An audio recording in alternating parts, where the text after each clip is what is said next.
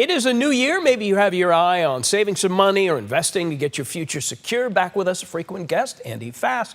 Fass Wealth Strategies. Andy, having you back on was kind of an organic situation. We're talking in the newsroom, and we're talking about investments, and a lot of the young people in our newsroom are like, oh my gosh, Social Security is going broke. Where do I save? What's my future like? You guys who are a little bit older are probably going to be fine.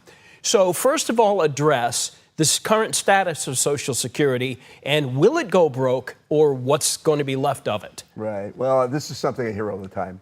And first and foremost, we keep pounding this into people. Social Security is not going broke.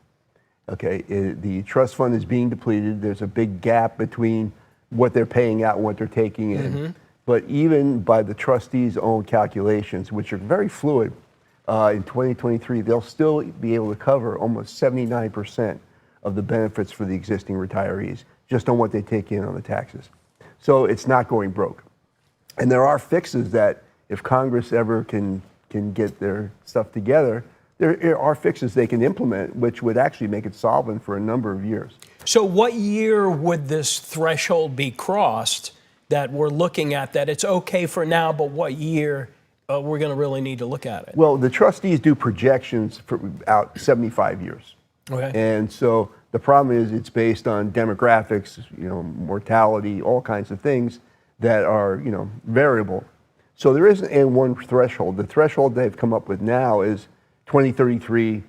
If nothing changes, the benefits will be reduced to about 79%. So 79% of the 100% for now. So when people are concerned about it going to zero in 2033, worst case scenario, if Congress doesn't act, would be 79% on the dollar. At this point. At this point, okay. Yes. So let's move past that, since obviously the young people is the reason that we're doing this interview today. What would you advise them if they have a job and maybe they have a company match? What about a Roth IRA? What would someone who's just getting their career going, what would they look at? Well, number one is use time as your friend. Start early. A lot of young people, they're concerned with, their current financial situation, bills. They don't really think about 30, 40 years from now. But if you do the math, the earlier you start, obviously, the better you are. So time and consistency in investing, especially in 401k, if your company matches, right, that's almost free money. It is free money, yeah. And what is a current company match? Is it generally 2-3%? It could be up to 6%. And if it is 6% and you're a young person, that's free money, right? Well, yeah, it is. Jump in that and do a Roth IRA? Right. And then the other thing is, a lot of folks say, well, they match me 6%, I'll go to 6%. Well, why not go beyond 6%? If you can. Well, if you can afford to, sure. Right. Why not put in 10%? Because it grows tax deferred. Or if you have a Roth component to your 401k, all you have to do is wait till you're 59 and a half, or 5 years or 59 and a half, whichever is longer, and that money's going to be tax-free down the road. Right. That's a huge benefit if you have 30 years to work. It's difficult, though, for a younger person making not maybe as much money with the cost of living, cost of rent, cost of getting a piece of steak. And it's like, how do I save when the cost of living is what it is right now? Right. Well, this is something we recommend not only to young people, but to folks even up to my age. Budget.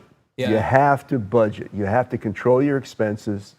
You have to know what your outflows in, what your intakes in, and match. If you have to give up a Starbucks once or twice a week, to maybe fund your retirement. You must have checked out my daughter. Yeah, you know my household. Yeah, my daughters will not give up that double cranberry caramel whipped thing. Well, you figure, if you consistently put that money away. Smart move, Andy. You do the math. You're preaching to the choir, my friend. Yeah. Andy Fass, Fass Wealth Strategies. Andy, good to see you. Thank you. Thanks for having me here.